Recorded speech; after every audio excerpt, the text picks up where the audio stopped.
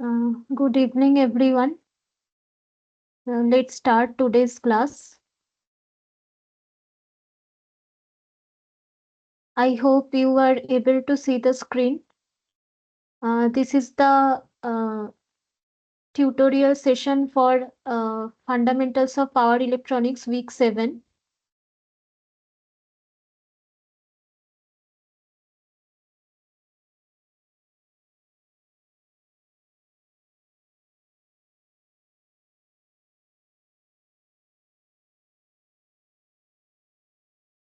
Uh, So,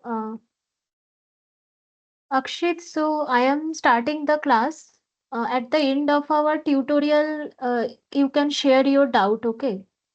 Because it's already 6:10 almost. So, Thank you for your patience, ma'am. There was an internet issue. Please check if it's possible. okay, fine. You tell the doubt. So ma'am, this is the question, Okay, and I would like to know how this 30 by t square comes. okay. Just go a bit up. I can't see the question, Okay, and also zoom it a bit. okay, ma'am. Okay, power electronic circuit. MOSFET is using as a switch. MOSFET as a on-state resistance of 0.5 ohm. What is the conduction loss in the device if the following current waveform is flowing through it during its on-state? Okay. So, fine. So, the main thing is you need to find out the RMS value of this current. So, Yes, ma'am. right. So, if you see here in the first part, uh, from till 2 pi by 3, there is a current slope, and afterwards, there is a constant portion, right? From 2 pi by 3 to 2 pi, the current is constant, and up to 2 pi by 3, the current has a slope, it is rising. So, here just come down. So here the x-axis is omega t. So in terms of theta. But if you here the solution is given in terms of time. So if you find out the slope, so your delta y is what? It is the current is rising from 0. So delta y becomes 10 minus 0, that is 10. And what will be your delta x? Delta x will be 2 pi by 3 minus 0 again. So 2 pi by 3. But now you need to convert the theta to time, right? So we know that omega t equal to 2 pi. So you can calculate it simultaneously. You can take a copy and write it. So if omega t is equal to 2 pi, then your omega is 2 pi by t, right? And if you just, okay, it would be good if I just could write it, then you would understand better. Um, just a minute. So, okay, I have seen the problem. You just remove it and I shall show it in the slide. So, just,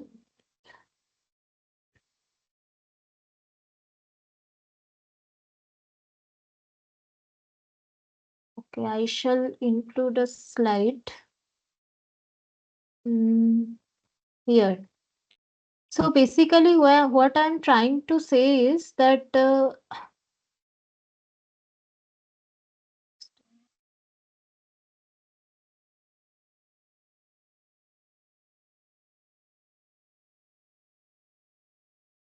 so basically omega t equal to 2 pi, right? I am just writing it like this, 2 pi. So your the time period is 2 pi. You can see the screen, right? 2 pi by omega. Right. This is your total time period. Now, you need to find out what is 2 pi by 3. What is the time equivalent to 2 pi by 3? So, that time t would be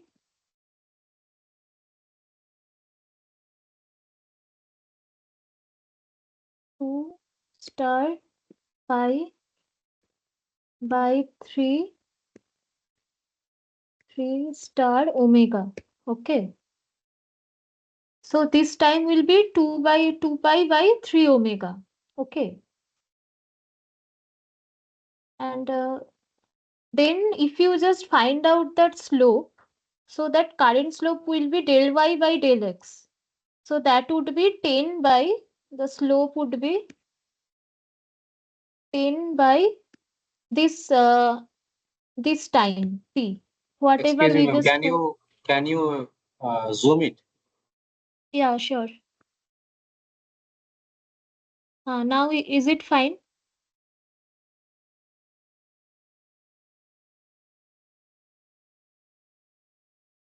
Is it fine? Yes, ma'am. Yes, thank you.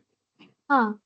So if you find out the slope, that would be 10 by that time. What if the time is basically nothing but the equivalent of the theta, which is 2 pi by 3, because till that time the current is rising. So if you find this out, then I don't know, like, are you getting this 30 by whatever it is? Like, if we just calculate, let me see. 10 by, it would be, so that 3 omega will come. So here it will come 3 omega, and in the denominator, what will be remaining? 2 pi, right? 2 pi.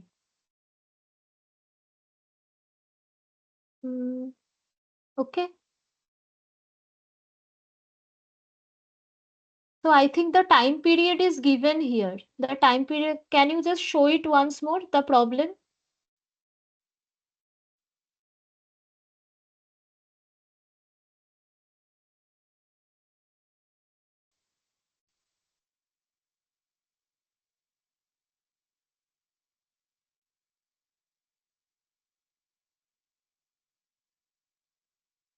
Yeah, I think Akshit has left or whatever. But anyway, the point is that if you just find it out, I think the slope will come something like that. Whatever he was showing, some 30 by t square. So basically, omega you can replace by 2 pi by t. So if you replace the omega by 2 pi by t, then 2 pi cancels out. So it remains 30 by capital T.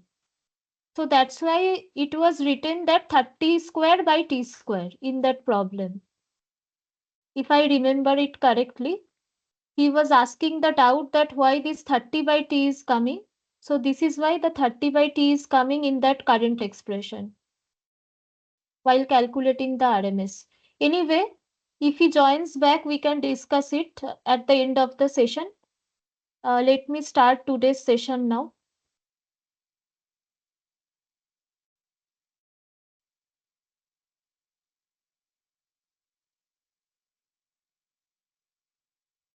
Just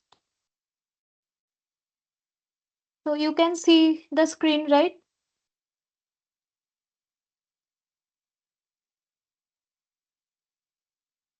Everybody? Yes, yes, it's visible. Okay, okay, fine. So in our last discussion, we studied about the linear regulators, which are also called linear DC-DC converters. Why it is called linear DC-DC converters? Because we were using some semiconductor device which were operated in the linear region.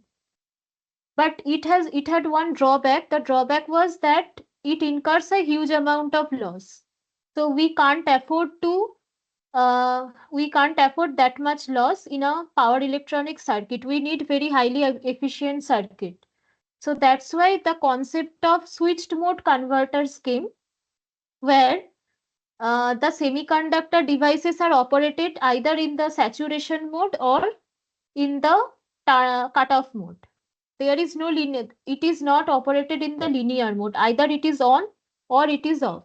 That's why it is called switched mode DC-DC converters.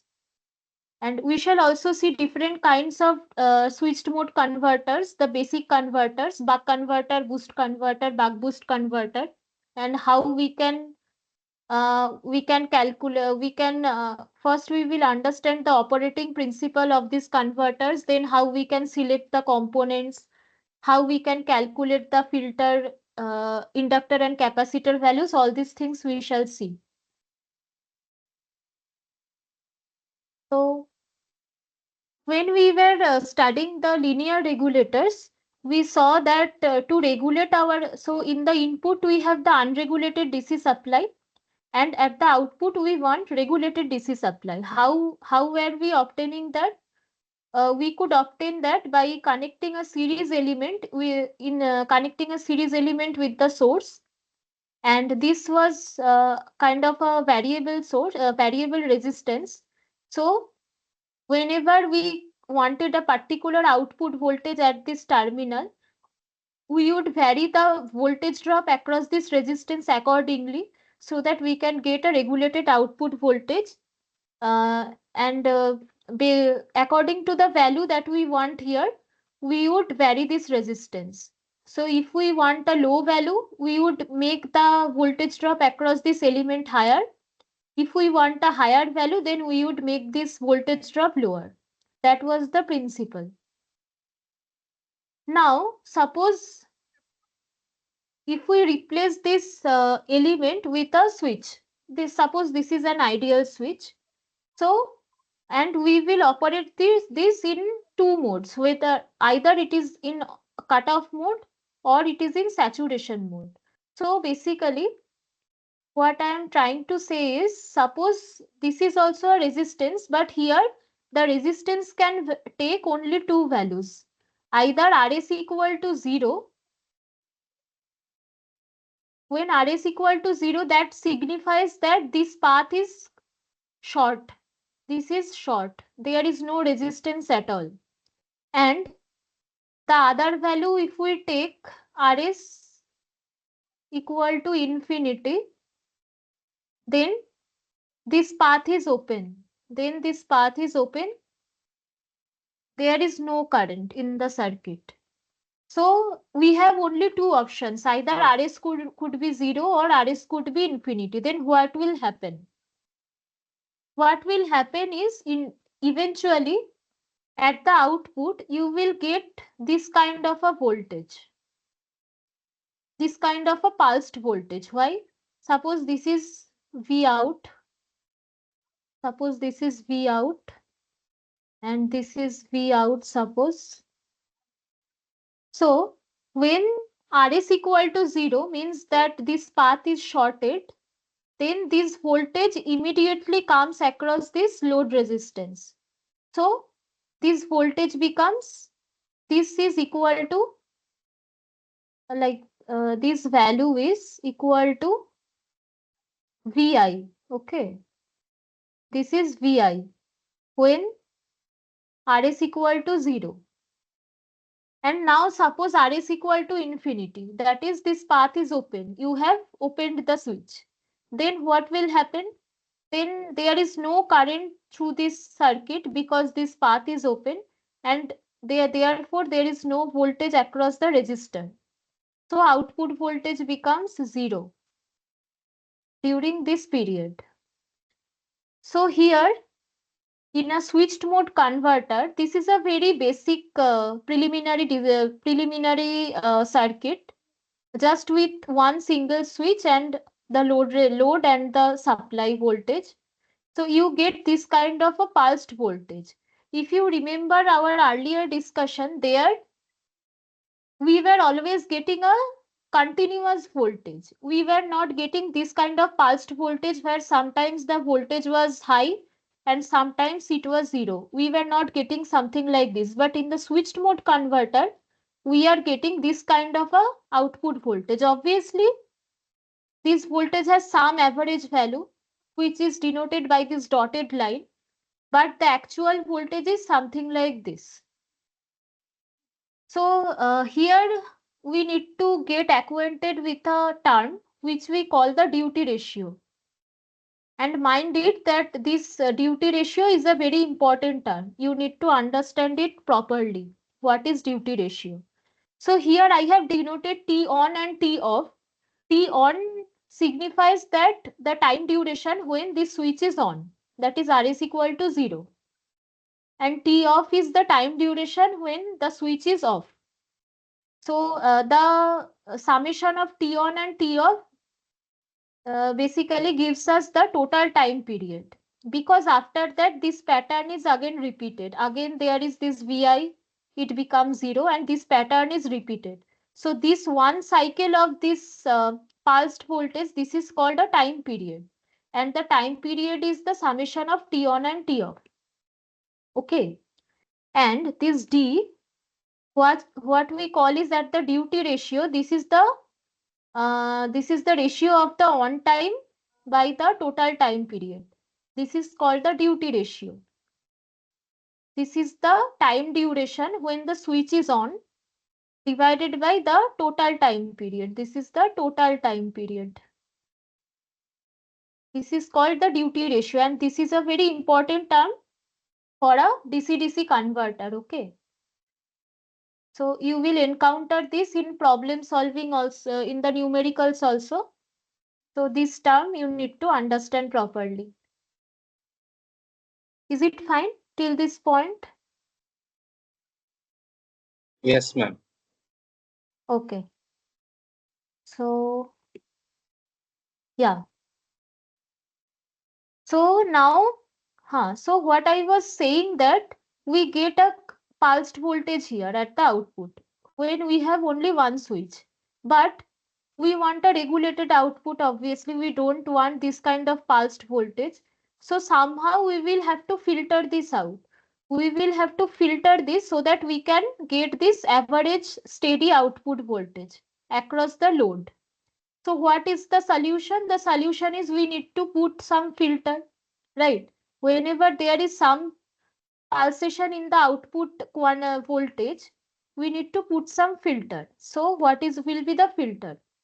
So usually what we put is an inductor along with a capacitor like this. This is the filter. This is the filter. Okay. And also along with the passive components, along with this inductor and capacitor, we will also need some semiconductor device. And why we need that we will discuss in the later slides. Why we need another semiconductor. But anyway, so this is the filter and inductor and capacitor. And here, if you see, I have replaced the switch symbol with something like this, where we have these three dots and there is this symbol. Okay, what is this? So this is called a SPDT, single pole double throw switch. This symbol, what does it mean? So a pole is this, okay, where this thing is connected. Okay, so and these two are called throw, T1, throw 1 and throw 2. So this pole can be connected with throw 1 or it can be connected to throw 2, right? That's why it is called single pole. There is one pole and double throw. One, this is first throw, this is second throw. So it can get connected to this point and it can also get connected to this point. Okay.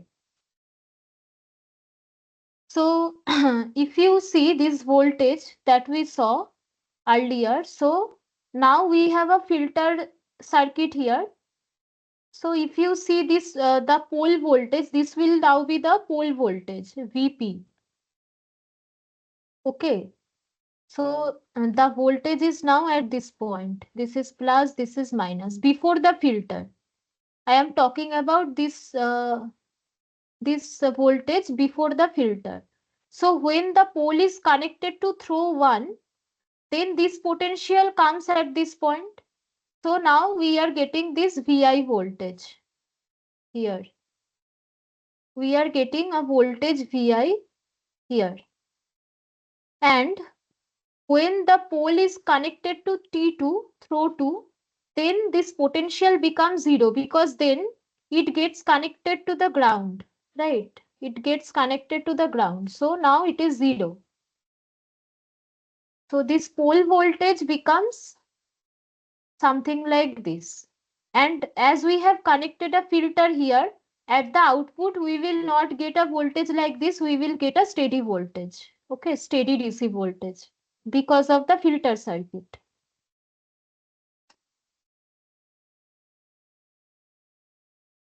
Before proceeding to the operating principle of the circuit, we need to discuss two important features of the inductor and capacitor. Okay, very basic principles. What are those principles? First one is called the volt second balance. Okay, what is volt second balance? Suppose you have an inductor and some current IL is flowing through it. Some current IL is flowing through it, and because of the current, some instantaneous voltage is uh, coming across this inductor, which is VL. Okay. So we all know, according to Faraday's principle, VL is L dIL by dt. So I guess, I hope everybody knows this. Okay. So the principle is, in steady state, the average voltage across an inductor should always be 0. In steady state condition. In dynamic condition, there may be some voltage, but in steady state, the average voltage must be 0 across an inductor. What does it mean? That integral VL dt, so over a time period, suppose over 0 to Ts, the time period, the voltage across an inductor should be 0. Okay, that is the principle. And this always holds true. Whether it is a DC-DC, it can be any converter. Okay, it can be any converter, but this principle always holds true. And this volt-second balance equation, this is used to find out the relation between the input voltage and the output voltage of a DC-DC converter. Okay, we shall see. Okay, so this equation is used to find out the relation between input voltage and output voltage. Similar, so capacitor is basically the dual of the inductor. So ampere-second balance is another concept which holds true for a capacitor. So here also, if you just think of some current IC that is flowing through the capacitor, and therefore some voltage is built across this capacitor, which is Vc. So IC is equal to C dVc by dt. This is the principle of a capacitor. So for capacitor, what we tell that in steady state, the average current through the capacitor should be 0. For inductor, it was the average voltage. For capacitor, the average current should be 0. So IC dt, integral IC dt is 0 over a time period. Okay. So if it doesn't hold true, then what happens is, if some DC component flows through the capacitor, the charge will keep on building up, and then the capacitor will not be able to withstand it. Okay. It will keep on accumulating charge, and then the voltage will start building, and it will keep on building until the capacitor is filled. So in steady state, the average current through the capacitor should be 0. This is the principle.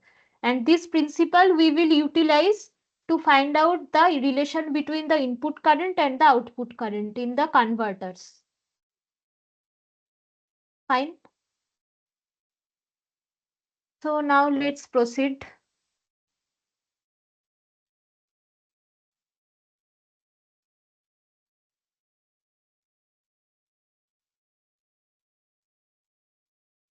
Okay, let's proceed.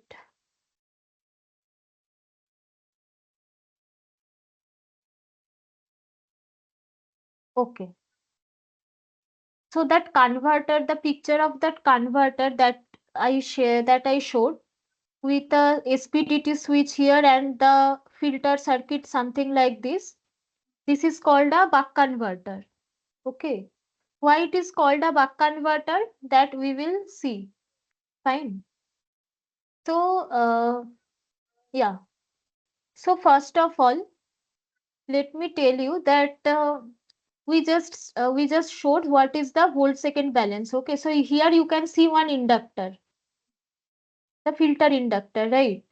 So when the position of the pole is like this, when it is connected to throw one, then what is the, and suppose output voltage is V naught, okay.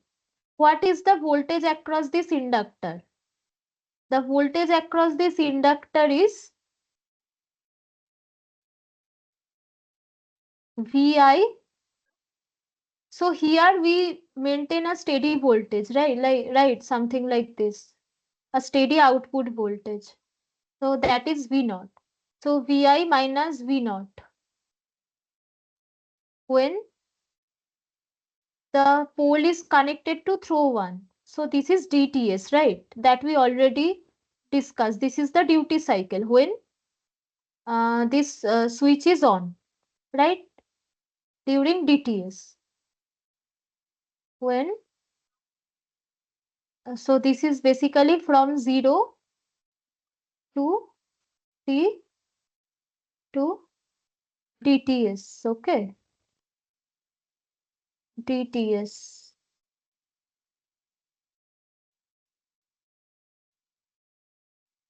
And when the pole is connected to throw 2, then what will be VL? VL would be, so now Vp is equal to 0. This potential is connected to ground because now it is something like this. So it is connected to ground. So at this point, the V naught voltage is still there, but at this point, the voltage is 0. Suppose we are assuming this polarity. So now VL is minus V naught.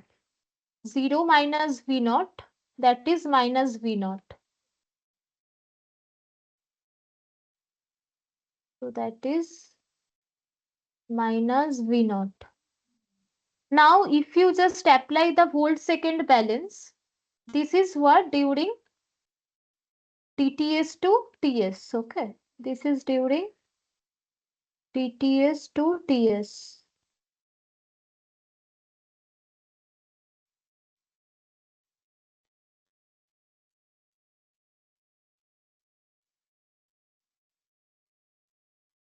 So if you apply the volt second balance, then the equation would be Vi minus V naught.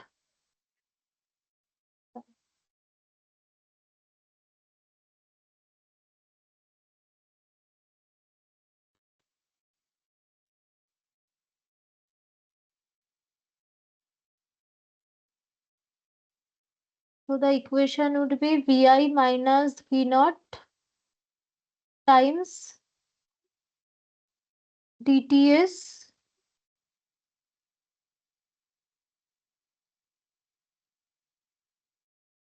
minus, so basically plus, and then minus V naught, because now at from DTS to TS the voltage is minus V naught times 1 minus DTS. Actually all these things are already discussed in the lecture also, so you can see it. 1 minus DTS equal to 0, okay, due to volt second balance. So this is the average voltage, that should be 0. So if you solve this, you will get the relation which is V naught equal to dVi, right? Where d is the duty cycle and d varies from 0 to 1. So if you see this relation, you can understand that the output voltage is always less than or equal to, at the extreme case, it can be equal to V in. So the highest voltage can be equal to this supply, this voltage Vi, and the lowest would be 0 because d varies from 0 to 1. Okay, 0 to 1. So here the output voltage is less than or equal to the input voltage. It can't be greater than the input voltage. That's why it is called a buck converter. Because why? It is a step down converter. It can either make the output voltage less than the input voltage, or the maximum output voltage can be equal to input voltage. So this is called a buck converter. Now we shall see the different waveforms of the buck converter. Vp we already saw, this is a pulsating kind of voltage. So Vp is the voltage of this point P, with the pole voltage with respect to the ground. So this is the pulsating voltage. If we see VL, what is VL? So So VL is basically something like this. So that I already discussed. When during DTS, when throw 1 is connected to P, it is Vi minus V out, and when it is connected to T2, then it is minus V out, right? So this is minus V out, this is Vi minus V out. So this is what is drawn here. This is voltage across this inductor VL. Okay, so this is VL, and this is the inductor current. So what will be the inductor current? There is a steady DC inductor current, and over that some ripple is there. Some ripple is there. So here Vi minus V naught is a positive quantity, right? Because I told you that in buck converter the voltage is stepped down. It is always less than the input voltage, or it could be equal to the input voltage at the extreme case. But usually D is always less than 1. So this output voltage is less than the input voltage. So this voltage is greater than 0. When you apply a positive voltage across the inductor, then the current across the inductor should rise, because VL equal to LdIL by dt. So that we know LdIL by dt. So if your VL is positive, then your DIL by dt should be positive, right? That means the slope of the current is positive. So the current rises during during 0 to DTS. But after that, the voltage across the inductor becomes minus V naught. So this voltage is negative. That's why this slope is also negative. So then in this duration, the current slope is negative, right? Which is minus V naught by L. And this pattern is repeated. And this is the average current that flows through the inductor. Then so I have already told you that the average current through a capacitor should always be 0. That's why this ripple portion, so here this is the IL current, this is the IL current, which has a DC value as well as some AC component in the form of a ripple. So this ripple portion is basically, the ripple portion flows through the capacitor, and this DC part flows through this load. So this DC part flows through the load, and the ripple portion, this is the voltage. Okay, this is the voltage, and the ripple portion, this flows through the capacitor.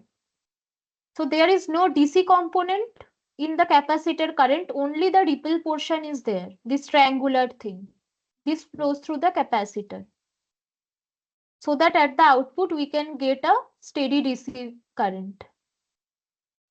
Then we have all these voltages.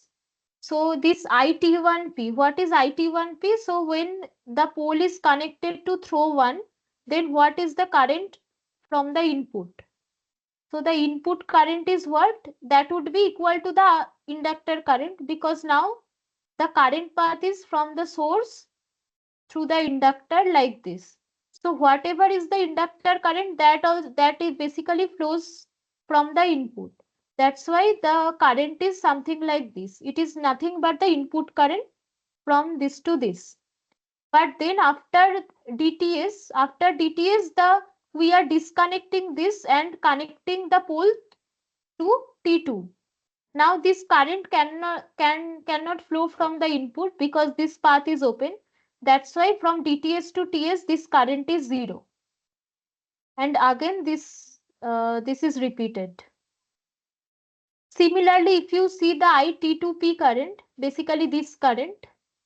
So when this path is closed, there is no current through it. It is 0.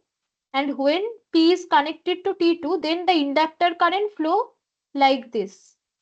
Okay, like this, from here to here. So the current basically is the current is same as the inductor current from DTS to TS. So we have this is drawn like this, and this pattern is repeated. Okay. Similarly, we can get VT1P and VPT2. VT1P is what?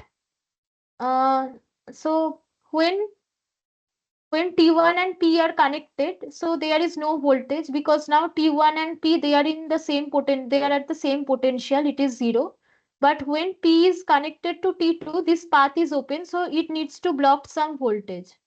So there will be some voltage that comes across T1 and P, and that is VI, the input voltage. And if we see the VPT2 voltage, so when T1 and P are connected, then there comes some voltage which is again equal to VI. And when they are P and T2 they are connected, there is no voltage obviously because they are now at the same potential, so it is 0. Okay. So these are all the waveforms of a buck converter. Fine. Did you understand?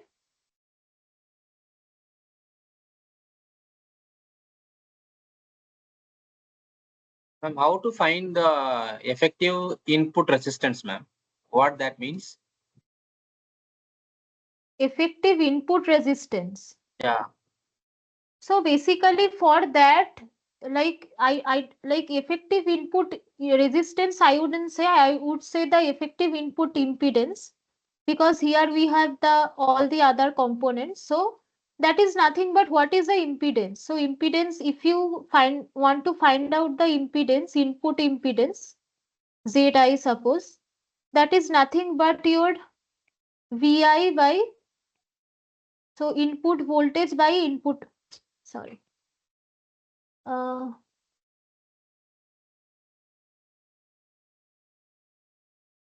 so that would be input voltage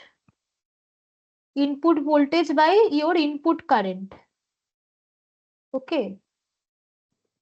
Now the Okay. question is input voltage, but how to find the input current, because input current is discontinuous. Input current is what? IT1P, right? Because that is the current that is getting drawn from the source. And this is a discontinuous current. Sometimes it is there, sometimes it is 0. So you need to find out the average value. What will be the average value, that we will see. So for buck converter, the input current is basically it is basically D times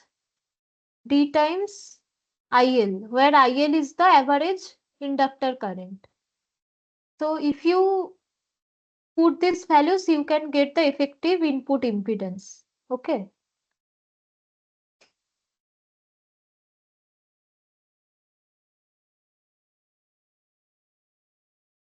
Fine. Yes, ma'am. You told the input current is equal to what is the D times IL. So IL. here for buck converter, Okay, when IL the is switch is on, when the switch is on, the current will go through the inductor, and that current only you are taking. Yes, yes. Okay, okay, So okay. when the switch is on, when T1 is connected to P, the inductor current is equal to the input current. That's why here this shape and this shape they are same. But when you change the position, then this path is no longer through. This is the open path. So now the current is zero. That's why it becomes a discontinuous current. Okay. Okay, ma'am. Okay. Huh. Okay. Okay. So yeah. Let's go to the next slide. Yeah. I think I have. Hmm. So now we have understood how this converter I have a doubt operates. in this. Uh-huh. Usually we So will connect on diode here, right, in the buck converter. yeah, I will come to that. So till Okay, now okay. I was showing you a single pole double throw switch and how we will realize this, that I will discuss. How Okay, what okay. kind of switch we will use here. Okay. Yeah. So now the next step is how to find out the inductor and capacitor value. So from the same principle, so everywhere we will use LdIL by dt equal to what? What is the voltage? So you can take any duration. You can either take this duration from 0 to dts, this duration, or you can take this duration dts by ts. You will get the same result. So I am taking this duration 0 to dts. So if we take 0 to dts,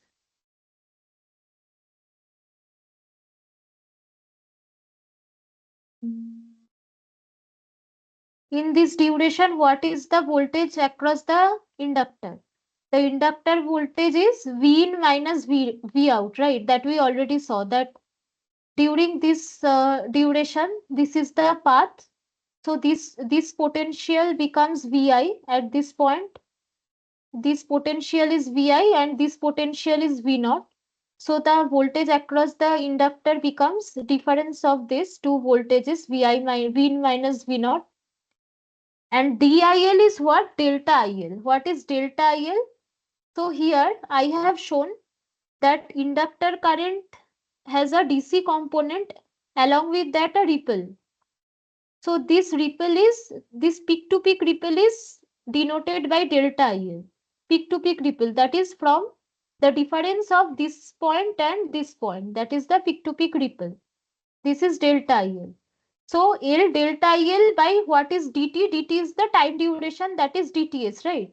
So delta t is dts here, the time duration, that is duty times the time period dts. So if you put all these values in the equation, you will get the expression for delta IL, peak to peak ripple, which is V minus V naught times D into LFS. So DTS I have make the, because we know Fs is equal to 1 by Ts. Fs is equal to 1 by the time period. Fs is the switching frequency of the converter. Okay. So the equation becomes like this. So if you have, when you will design the converter, you will have to restrict the ripple up to a certain percentage. So for that, what will be the required inductor value, that you can find out from this equation. Okay. You can find out the inductor value from this equation. Similarly, for capacitor also, we can write that IC equal to C dVC by dt. So VC is nothing but the output voltage, but there also ideally it should be a DC voltage, but actually there is some ripple. Very small ripple is always there. Okay. and that is called delta VC. So C delta VC for buck converter. So this ripple portion basically flows through the capacitor that I told you. The ripple current flows through the capacitor. That's why the capacitor current shape is like this. So during this period, so this duration is half the time period. Okay. So half the time period. This is Ts by 2. So if you just look at this triangle, what is the area of this triangle? The area of the triangle is basically the charge of the capacitor, right? Because this is a current waveform. So current, the area under the current waveform gives us the charge. So that's what is the charge? The charge is the area of the triangle, which is half into height into the this the length of this time. So that is Ts by 2, and this height is delta IL by 2. Why? Because this peak to peak ripple is IL. So this height will be half of the peak to peak ripple. So delta IL by 2.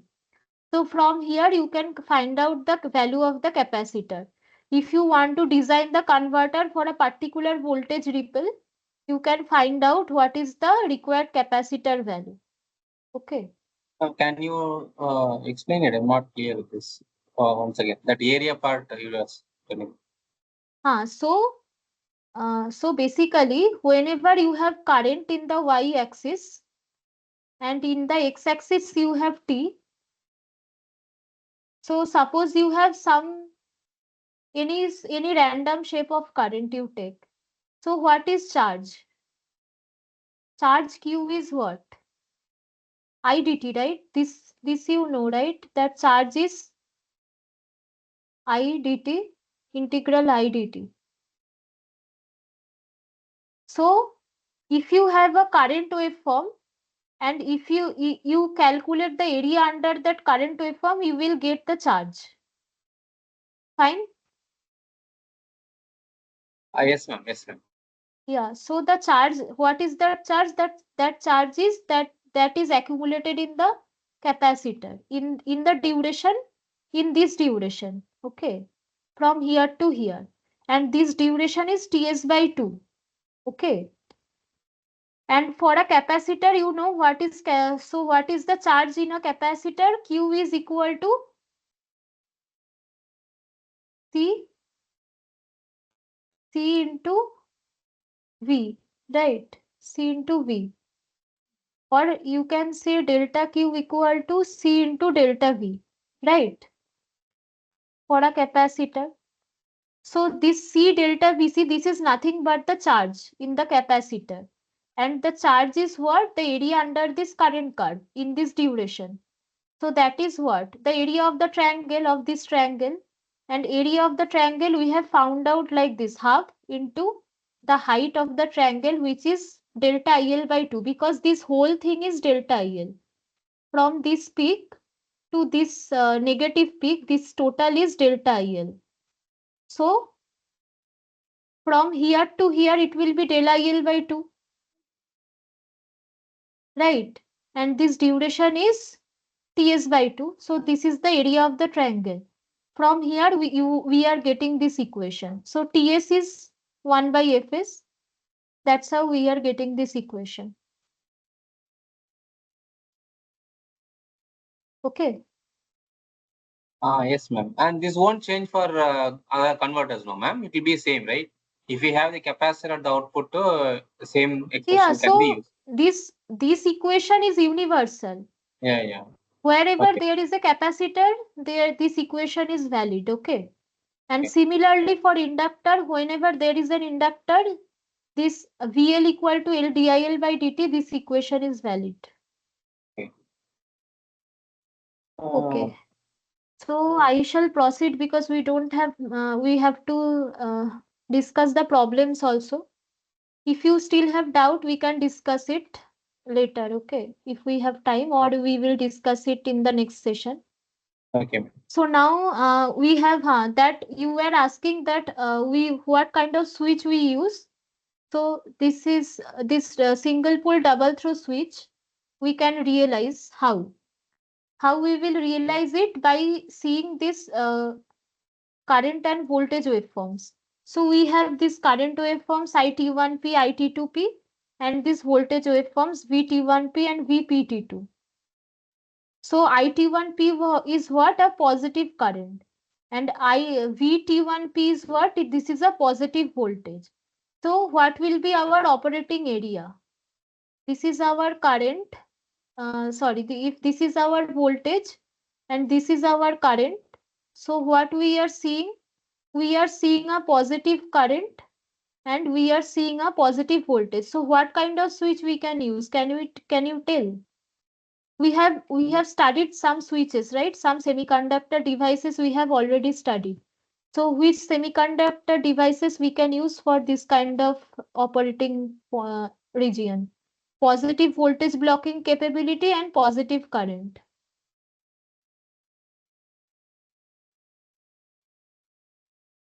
A transistor, ma'am. A transistor, okay. So it can be a BJT, it can be a BJT, it can be a MOSFET. Although MOSFET can carry current in both the directions, but still it can be used here because there is no harm in even if it can carry current in the opposite direction. So MOSFET, or we can use IGBT also. Okay, IGBT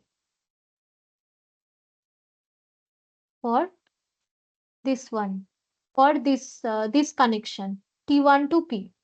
And for this connection, you can see that this current is again positive and the VP2. So basically the voltage of pole with respect to this T2, the voltage is like this.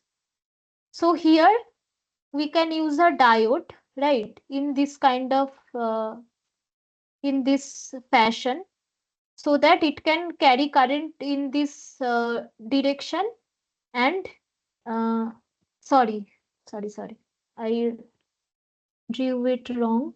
So the connection would be like this.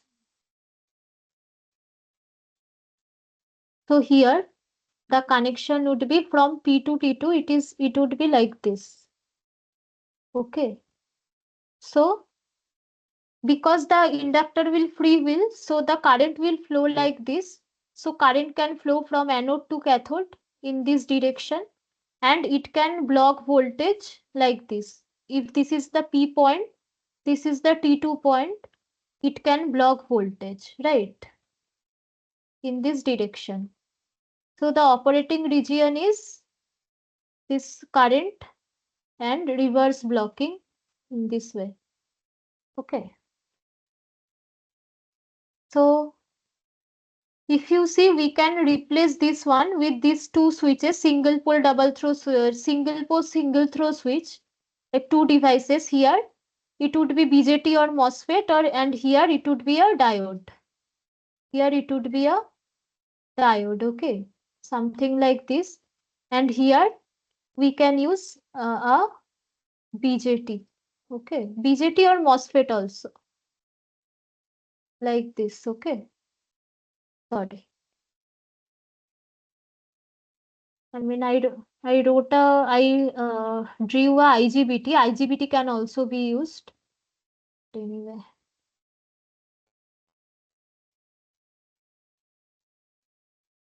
So something like this, so BJT. Okay. So this could be the configuration. This is the practical realization of the buck converter. Okay. This is the practical realization.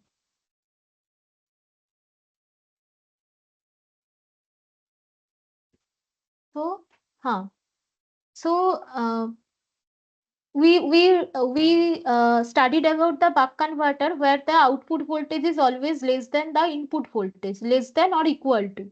But there may be some case where we will need a voltage that is higher than the input voltage. So that is called a boost converter, where your output voltage is greater than the input voltage. And there is another converter that is called the buck boost converter, where you can get the buck operation as well as the boost operation. Okay. So if you just change the position of this inductor, so here it was the inductor was connected like this, but if you change the position of the inductor, so this is the pole here and here T1 and T2, you get the boost converter. And again, if you connect the inductor like this, you get the buck boost converter. So just changing the position of this inductor, you can get three different types of converters. Okay, buck converter, boost converter, and buck boost converter. And for each of these cases, you can apply the volt second balance and ampere second balance to find out the input output voltage relation, input output current relation. So all the principles that we discussed, everything is valid for boost converter also and buck boost converter also. That we will not discuss here because we will not get time for solving the numericals. But you can you can see the lecture. There it is, all these things have been discussed.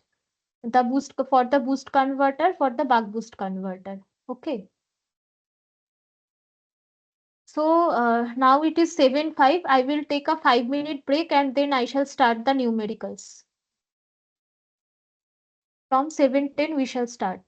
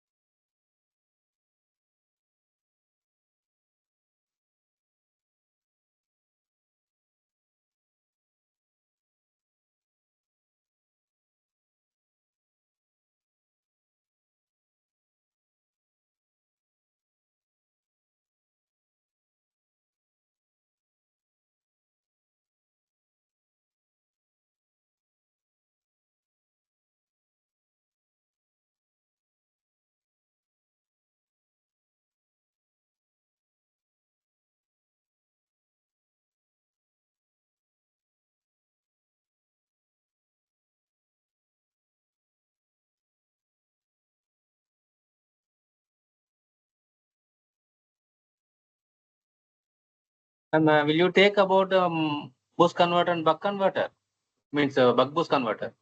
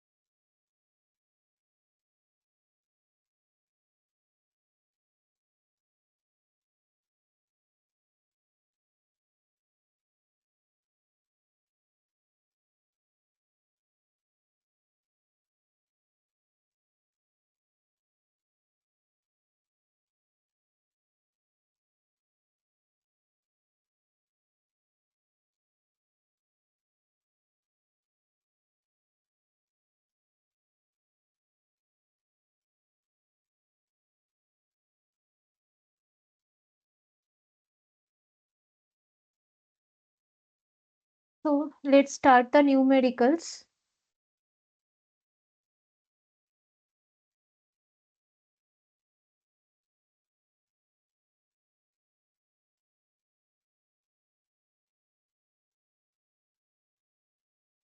Yeah.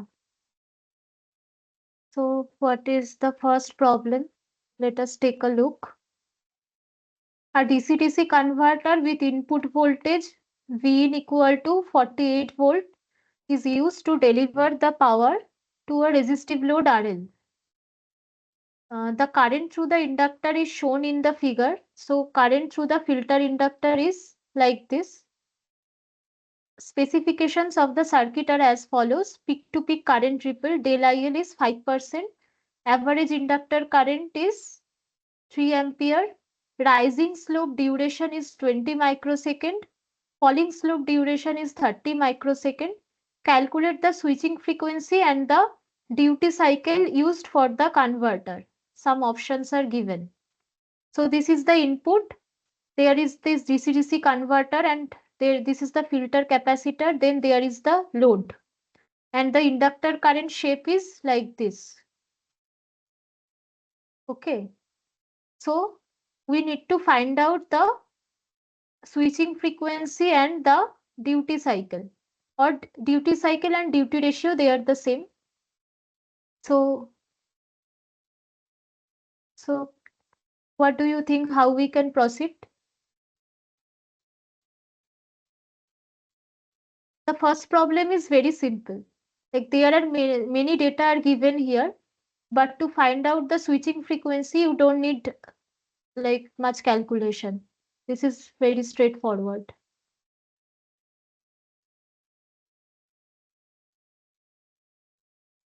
So can you say the first step how we can calculate the switching frequency?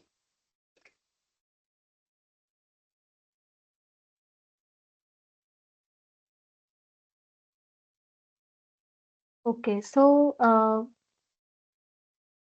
if you can see here, they have given the rising slope duration.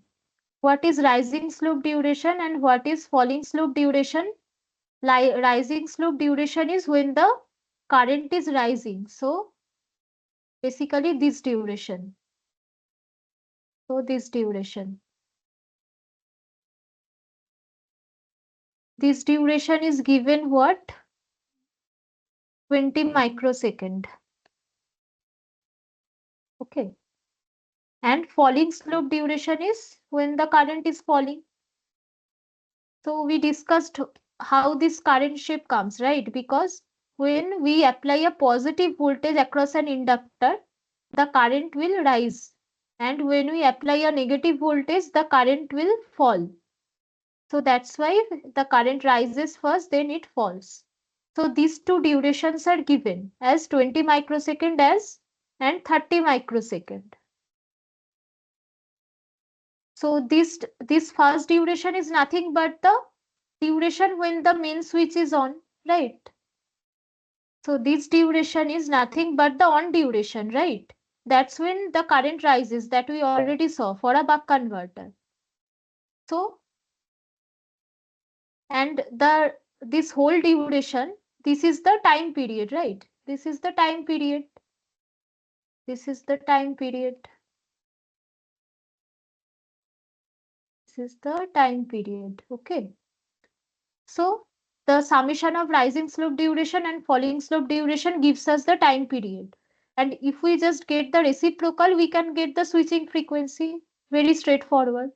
And what is the duty ratio? This is nothing but the on duration divided by the total time period. On duration is 20 microsecond when the current is rising. And total time period is 50 microsecond. So our duty ratio is 0.4. Right. So this is very simple. What we have next? So this is the option C is the correct option. 20 kilohertz and 0.4. Okay.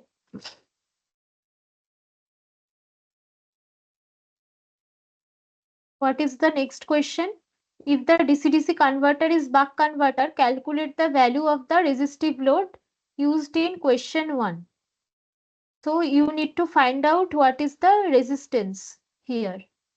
What is the load resistance? Fine. So earlier they didn't mention what kind of converter is this. Okay. They didn't mention it. But these things like uh, these formulas are valid for any kind of DC-DC converter because this is a time period. So we have sum this rising age duration and falling duration. That's how we can get the time period for any kind of converter, not necessarily only for buck converter. And the duty ratio definition also remains same for any kind of converter. The on time duration divided by the total time duration. So these are generic formulas. So it is valid for every converter. But here they have specifically mentioned that this is a buck converter. Fine.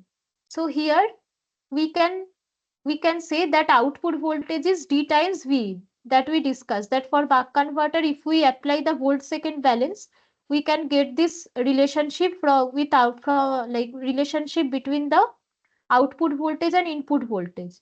We already know D is 0.4, V in is given 48 volt. So output voltage is 19.2 volt and load current is given 3 ampere.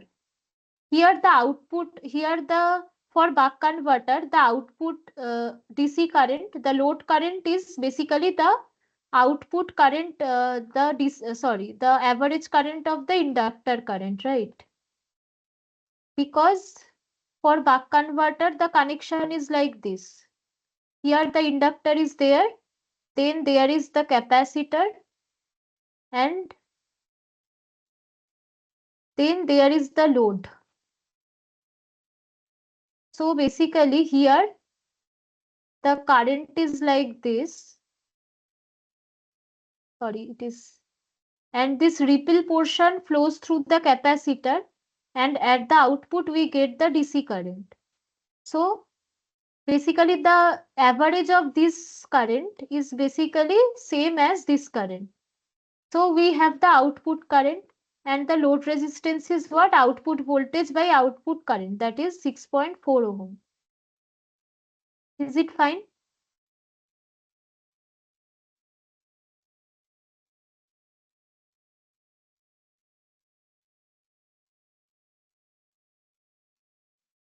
Okay, so let's go to the next problem. So this is also a connected question from the first question only. If the entire current ripple flows through the filter capacitor, then with consideration of voltage ripple of 5%, find the minimum required value of filter capacitor used in question 1. So they are saying that this ripple current completely flows through the capacitor. This is the ideal consideration where this whole ripple flows through the capacitor. So what would be the filter capacitor value? If your output voltage ripple is 5%, 5% of the average output voltage. Okay, 5% of the average output voltage. So if you see, we can calculate the absolute value of the voltage ripple, which is 5% of the average output voltage.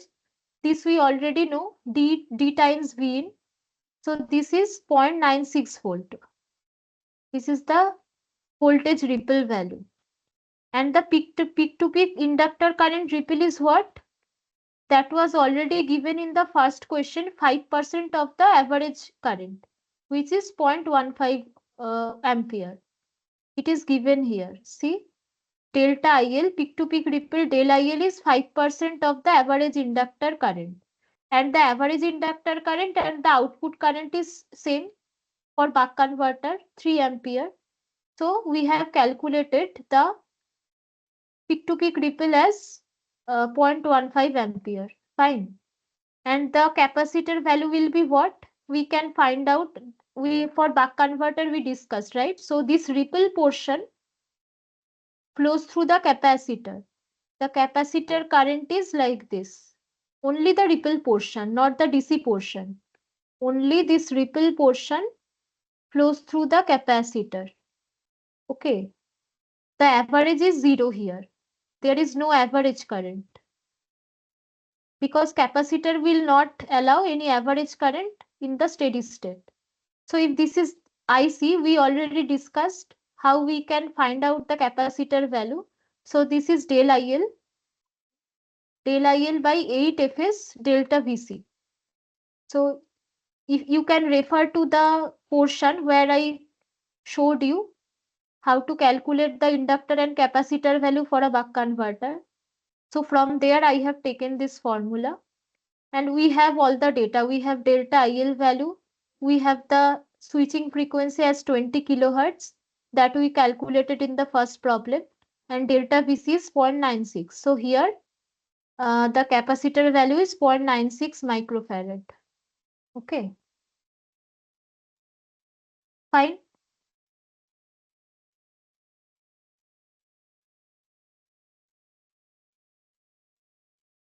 Okay, so okay, so let's see the next problem.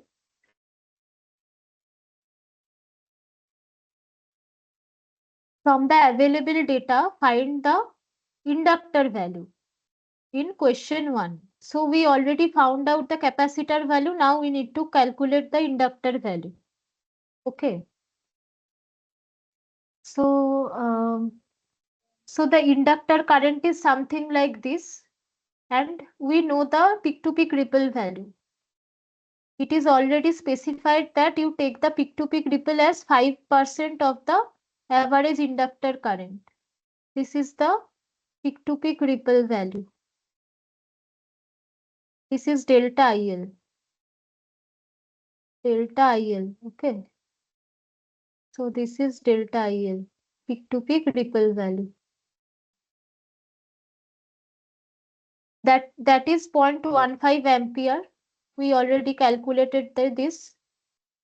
And then peak-to-peak ripple is what? In this duration, if you take, so the difference between this point and this point, this is the peak-to-peak ripple, right? So what is this? This is basically LdIL by dt that we calculated, right? It was V in minus V naught for buck converter. And if you simplify that, you get this equation. Okay. So del LdIL by dt was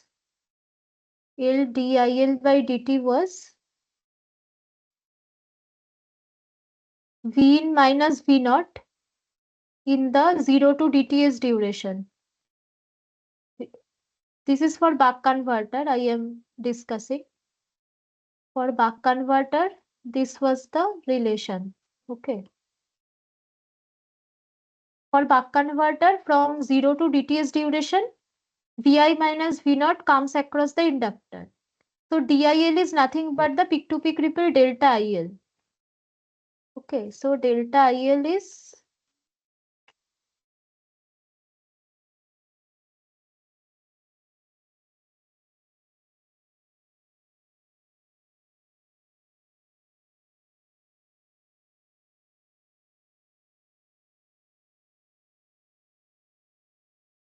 so delta IL was Vi minus V naught, Vi minus V naught into what is dt? Dt is dTs. dTs. And in the denominator, we have L. L comes down here. So that would be our delta IL. This is our dTs duration. This is our dTs duration.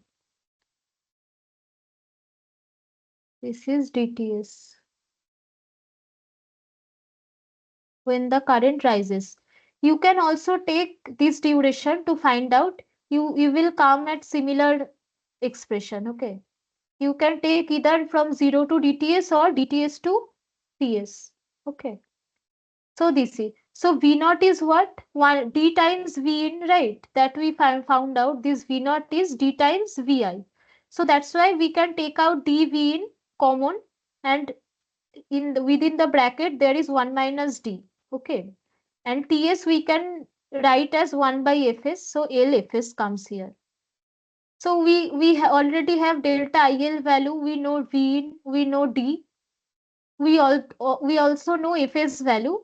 We need to find out the L value. So you just replace all the values and you can get the L value 3.84 millihenry. Okay. This is our inductor value.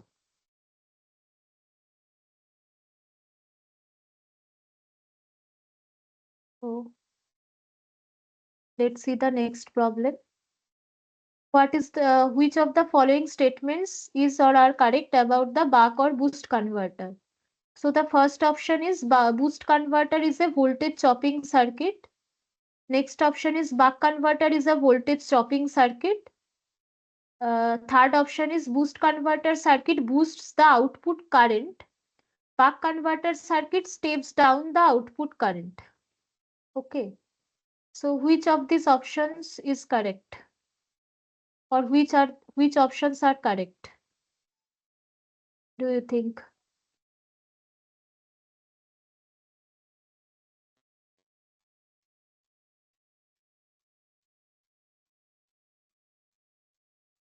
So here the correct option is option B. Because boost converter is a voltage chopping circuit, this is not true. For boost converter, the voltage output voltage is greater than the input voltage. So only this is only true for buck converter. Buck converter is a voltage chopping circuit. Boost converter circuit boosts the output current. No, boost converter circuit boosts the output voltage, not the output current. Okay. Buck converter circuit steps down the output current. Buck converter circuit doesn't step down the output current, it steps down the output voltage. But the output current for buck converter is more than the input current. Okay. So basically only option B is true here. Other options are not true.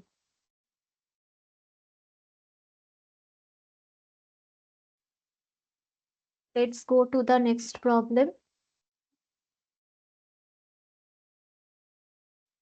So consider the circuit in the figure below. Determine the power delivered to the load resistance.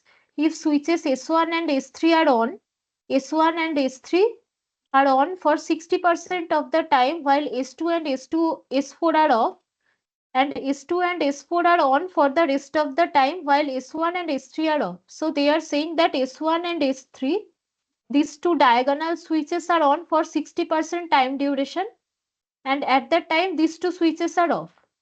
For the remaining 40% duration, these two are on and these two are off. So what is the power delivered to this load resistance? So this is a very straightforward problem. We just need to calculate the RMS voltage and then the RMS current through this resistance. What is the RMS voltage? That is why we are calculating the RMS and not the DC, because here if you see, when these two switches are on, when S1 and S3 are on, then the current path is from here to here to here to back to the source. So this is the polarity of the output voltage across the resistor. But when S4 and S2 are on, then the current path is like this. From this DC source, the current comes like this through this switch, then current goes like this and like this. So then the polarity changes. The polarity of the voltage changes and it becomes like this. Okay. So that's why during 60% of the time period, S1 and S3 are on. So the voltage across the load resistance is plus 50. But when S4 and S2 are on, then the voltage becomes minus 50. So this is not a pure DC voltage. It has AC, it has negative component also. Okay. And what is the current? The current will be of similar shape because this is a resistive load. The current will have same shape as the voltage. but it will be what? By a factor of R. It will be reduced by a factor of R. So this is load current. Okay, so it will have similar shape. It will have a similar shape, just that it will be scaled down. So this will be our IL. IL will be VL by R. Okay, IL will be VL by R, where R is the load resistance. That's why I need to current the RMS value. What is the RMS value? Over integral over the total time period VL square dt. So this is 50 volt. This comes out to be 50 volt. Here from zero point 0.6 from 0 to 0.6 ts, the voltage is plus 50. From 0.6 ts to ts, the voltage is minus 50. But when you are calculating the RMS value, it is a square quantity, right? So minus 50 square and plus 50 square both comes out to be 100. So that's why the value is plus 50. You can calculate this and check for yourself. So the RMS current is what? 50 by 20, 2.5 ampere. And then we can find out the power delivered to the load resistance, which is IL RMS square RL, that is 125 watt. Okay. This is the power delivered to the load resistance. Is it fine? Did you understand? Hmm.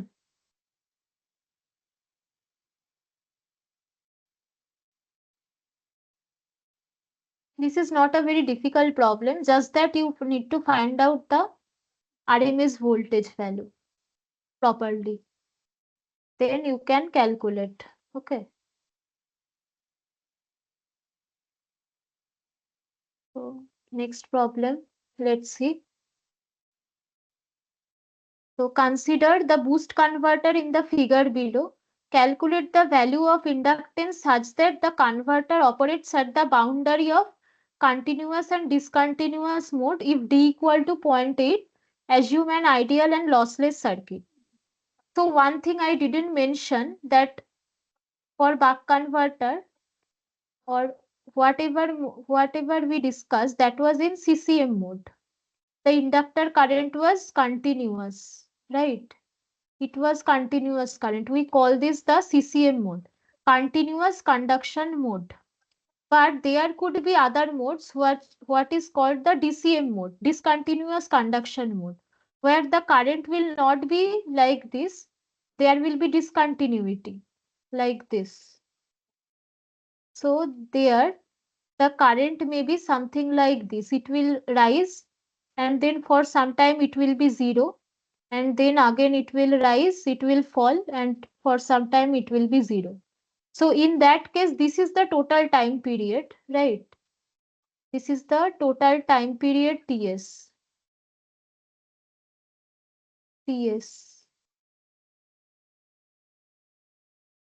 Okay, I can't write it, but anyway, this is the total time period. This is the DTS time period when the current rises, and there this is also some time when the current falls. But like CC, this is the current is not continuous. CCM, this is discontinuous current. And there is a boundary condition which is also called the critical condition, where it is just at the verge of discontinuity. So there the current is something like this. So there the inductor current touches the zero point and then it starts rising. So this is the boundary condition. Okay, the boundary. So they are asking, at this boundary condition, what should be the value of inductance so that this condition can be achieved. So we can operate the circuit at boundary condition. Okay. Did you understand what is the boundary condition? So this is the CCM and this is the DCM. And the boundary condition is when It is just from CCM, it will just go to DCM at that boundary.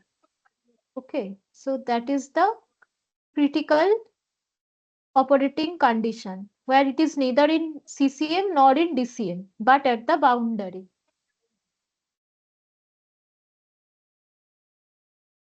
So this is the boost converter where the inductor is in series with the supply input supply voltage, and the main switch is connected like this, and there is this diode. Okay, so when this switch is on, the inductor gets energized and the current flows like this in this loop, and when this switch is off, then the inductor gets de-energized through this diode and then through this load.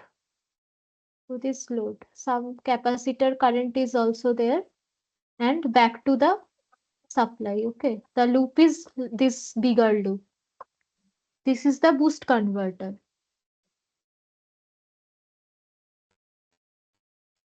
So let's see. If you don't understand, please interrupt and ask. Okay. For actually, I didn't discuss it because we didn't have much time.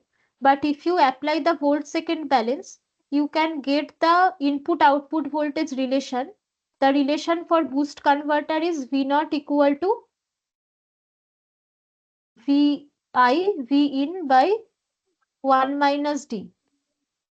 So intuitively you can say that as D varies from 0 to 1, so this V naught is always higher than V in, right? So if D is less than 1, so 1 minus D, this quantity is also less than 1.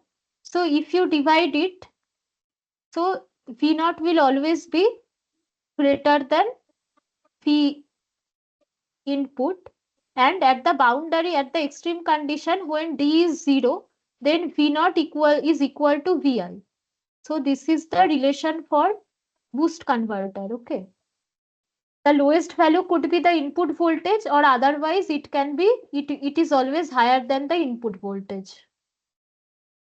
So that's why I have calculated this V out, which is what, 20 by 0.2, that is 100 volt. Okay, but one thing is to be understood, that this relation is only valid in the CCM condition and up to the critical operating condition, but for DCM condition this relation is not valid. This relation changes. Okay, so this condition is only valid for the CCM condition and up to the critical condition, not in DCM condition. So as we are talking about the critical operating condition at the boundary condition, so that's why we can write this equation. So our output voltage is 100 volt here. What is the output current? It is 5 ampere. Why? Because this is 20 ohm. So output current is output voltage by this resistor. That's why 5 ampere. And they have told that this is a lossless circuit. So my input power is equal to output power because there is no loss in the circuit. So V in I in is V out I out. So we know what is V out. We know what is I out. We know what is V in, right? So I in is 25 ampere here. And if you see, for critical operating condition, this is the inductor current. It touches 0 and then starts rising.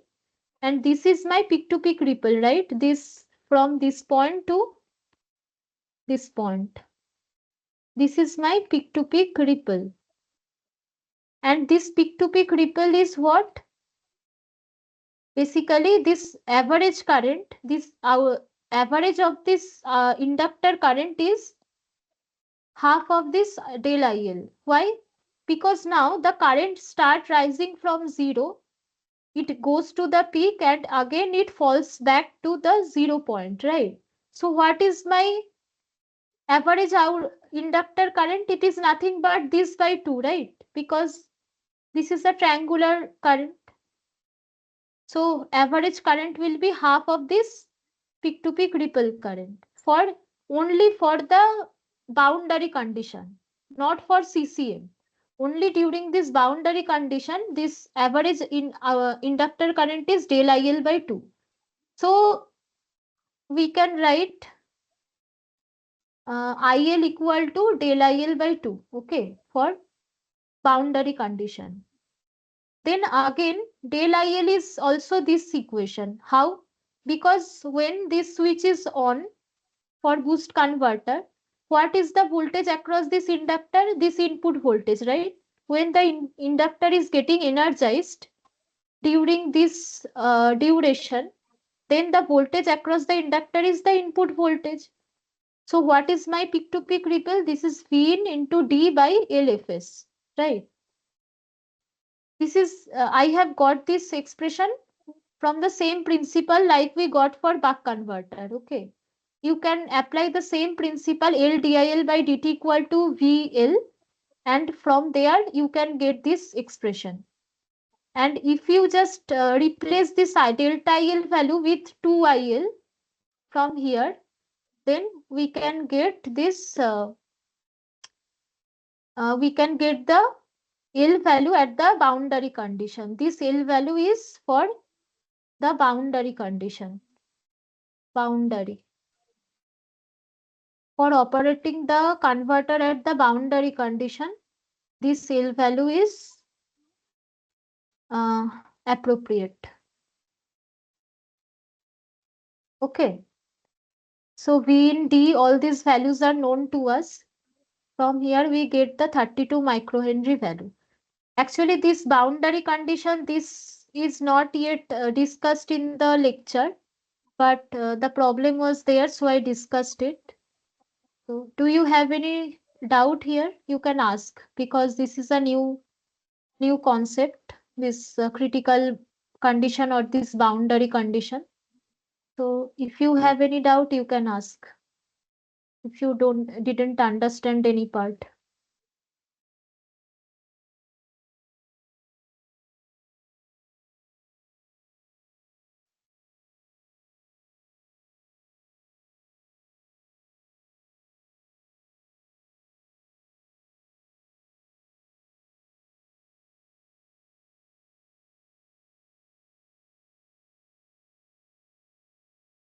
So, it is clear, right? What exactly is the boundary condition and why we are writing all these relations?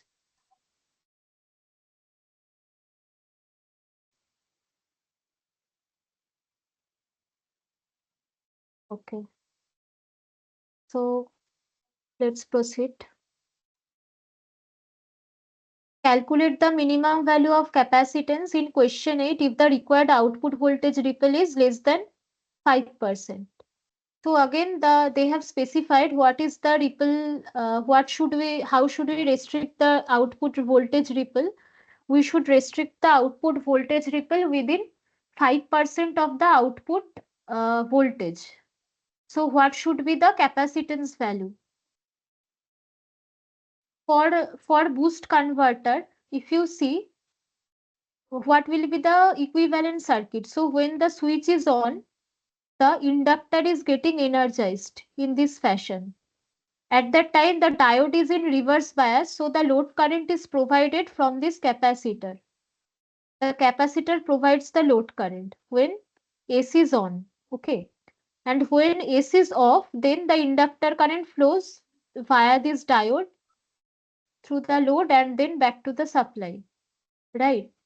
So the capacitor current here, it is a bit different from what we discussed in the buck converter case. So here, the capacitor current during 0 to DTS is the load equal to the load current, because in this duration capacitor is providing the load current, right? And during DTS to TS, it is like this. That time it takes the ripple current of the inductor.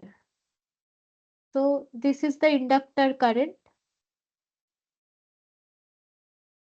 So during this duration, the ripple current goes through the capacitor. So something like this, right?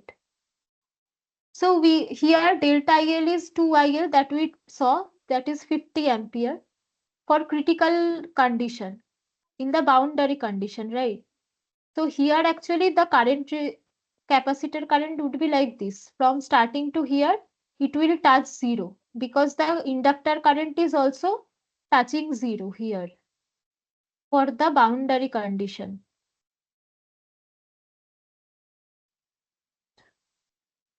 Here the current is like this. That's why the capacitor current will also touch the zero axis. Okay. So we can write C IC equal to C dV by dt. So C is what? I naught. Why? Output current. Because I told you that in this duration, the capacitor current and the output current are same from 0 to dTs. So I naught into dTs. Ts is 1 by Fs. So Fs into delta Vc. Delta Vc we calculated 5% of the output voltage. I naught is 5 ampere that we calculated here. We calculate I naught we calculated as 5 ampere, and duty is given zero point 0.8. Fs is also given 10 kilohertz here, 10 kilohertz. So we can find out the capacitor value, which is 80 microfarad. So if you want to restrict the voltage ripple within 5%, you will have to use a capacitor which has a value of at least 80 microfarad. It can be more than it also, but the minimum value is 80 microfarad. Okay. You can use a value more than 80 microfarad also. That is also fine. Yeah, do you have any question? Somebody raised his hand.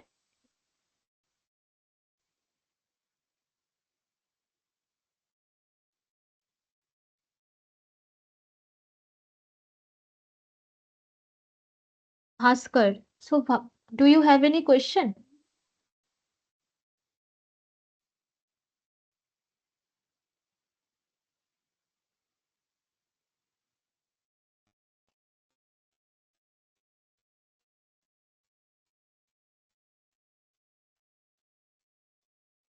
Okay, so yeah, so this is the capacitor value. Okay.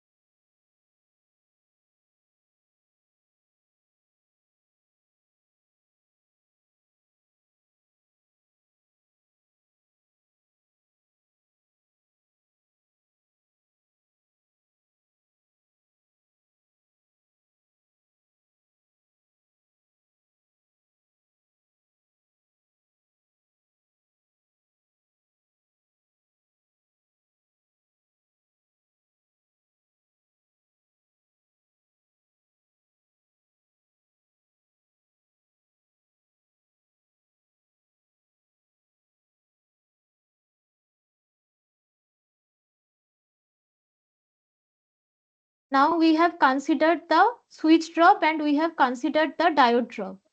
That's why these extra terms are coming.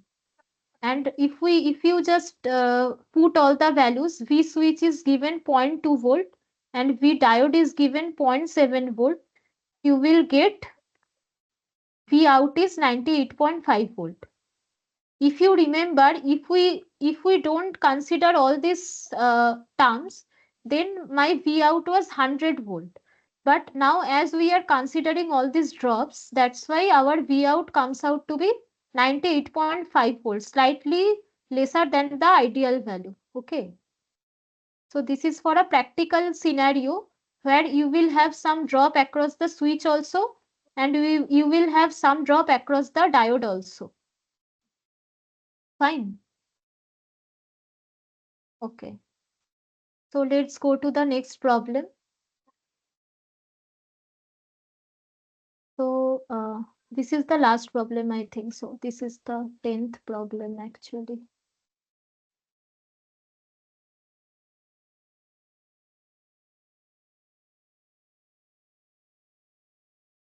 So this is the 10th problem.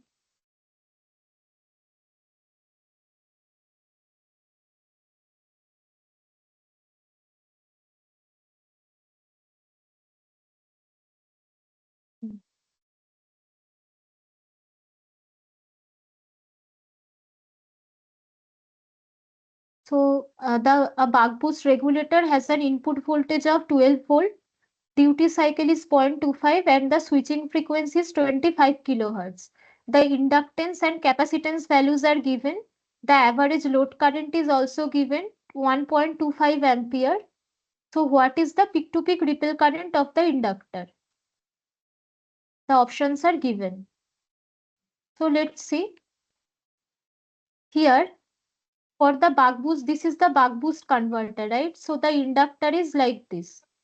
So for the buck boost converter, when this switch is on, what is the voltage across this inductor? Again, the voltage across the inductor is this input voltage, right?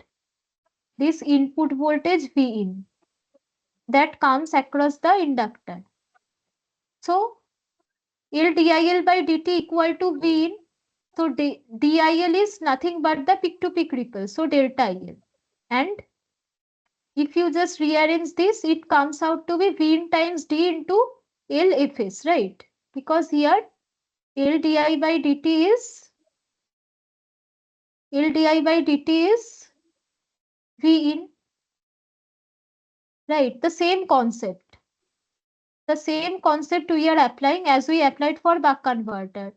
This is applicable for every converter. So di is nothing but peak to peak ripple delta IL, and this dt is what? Duty times, this is duty times Ts, right? This is duty times Ts. So you get this equation. You get this equation. So we know V in, we know D is given as 0.25, we know L value is given 150 microhenry, and switching frequency is given 25 kilohertz. So just put all this value, we will get 0.8 ampere. So option 1 is the correct option. Option A, 0.8 ampere, right? So this is the correct option here, right? So yeah, so now if anybody has any question, you can ask. If you have any doubt, you can ask.